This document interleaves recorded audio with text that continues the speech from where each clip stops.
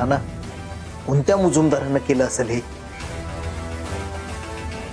भाऊ तुम्ही अचानक कसं काय इकडे? तुझा जेवणाचा डबा द्यायला आलो होतो. अनुराधा म्हणली पुरींना डबा न्याला नाही, तू आपलं शाळेतनं सरळ योगा क्लास संपून इथं आलीस. जेवणार नाही म्हटली पोरगी, म्हणून डबा द्यायला आलो. ठीक आहे डबा. पण ऑफिसचा ऍड्रेस कसा काय? अगं ऑफिस भाऊ ठीक आहे ठीक आहे.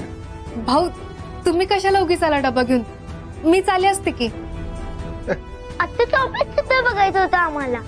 कसलो भारी आहे. नाही तसं बर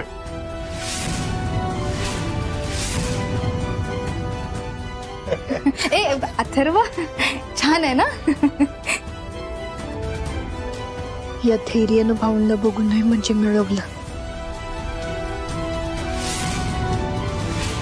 लई मोठा विषय होईल. भाऊंची काय रिॲक्शन असेल विचार सुद्धा करवत नाही. काय पण होऊ दे, भाऊ आहेत तोपर्यंत या धैर्याला बाहेर यायची हुक्की नको यायला.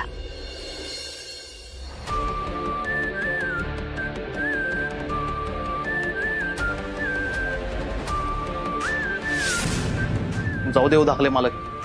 अहो ती पोरगी खोटं सुद्धा बोलत असेल. नाही नाना, डोळ्यातनं समोरचा माणूस ओळखतोय मी.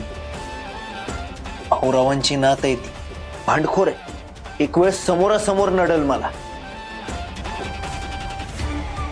पण खोटं नाही बोलणार.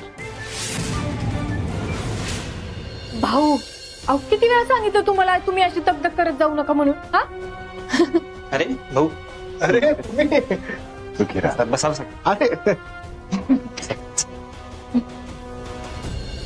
ताईडे, भाऊ इथं आहेत तोपर्यंत हा धैर्य बाहेर येता कामा नये.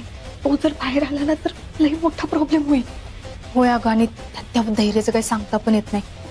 मनात आला तर कधी पण बाहेर येईल. त्याला तर आपण काय अडवू शकत नाही. आणि अगं भाऊंना कसं सांगणार जायला? बरं नाही दिसत ते.